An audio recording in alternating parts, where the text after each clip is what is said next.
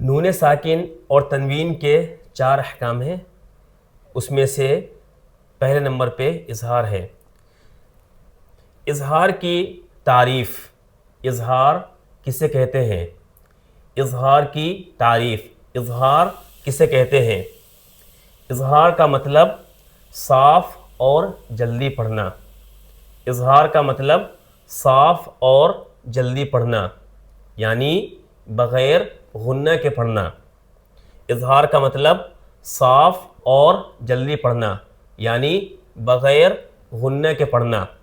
مثال کے طور پر من خوف، طیرن ابابیل، تو من خوف میں جو نون ہے وہاں پہ اس نون میں اظہار ہوگا، یعنی اس کو جلدی پڑھیں گے، یعنی بغیر غنے کے پڑھیں گے۔ طیرن ابابیل، طیرن میں جو تنوین ہے اس میں اظہار ہوگا، یعنی بغیر غنہ کے پڑھیں گے۔ اظہار کے 6 حروف ہیں، حمزہ، ہا، عین، حا، غین، خا۔ ان حروف کو حروف حلقی کہتے ہیں کیونکہ یہ حلق سے نکلتے ہیں۔ اگر ان 6 حروف میں سے کوئی ایک حرف نون ساکن یا تنوین کے بعد آ جائے تو وہاں پر اظہار ہوگا، یعنی اس کو صاف اور جلدی پڑھیں گے، یعنی بغیر غنہ کے پڑھیں گے۔ فار ایگزامپل من خوف، اس میں اظہار کیسے ہے؟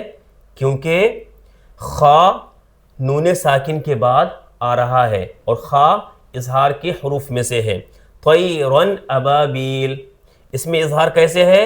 کیونکہ حمزہ تنوین کے بعد آ رہا ہے اور حمزہ اظہار کے حروف میں سے ہے۔ ڈیفینیشن آف اظہار، اظہار means to read fast and clearly۔ Definition of اظہار، اظہار means to read fast and clearly۔ For example من خوف، طیرن ابابیل۔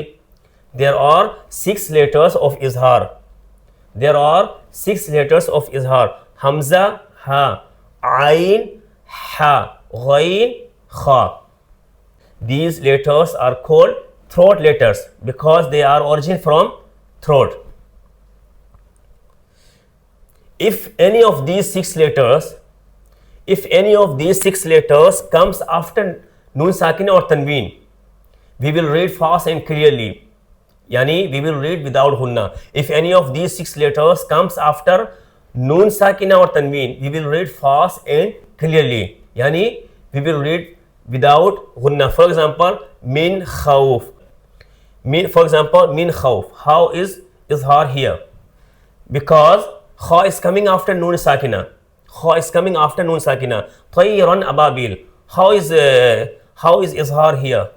Because hamza is coming after noon sakina۔ In these 6 letters, these first 2 letters pronounced from bottom of the throat. In hamza, ha, pronounced from bottom of the throat.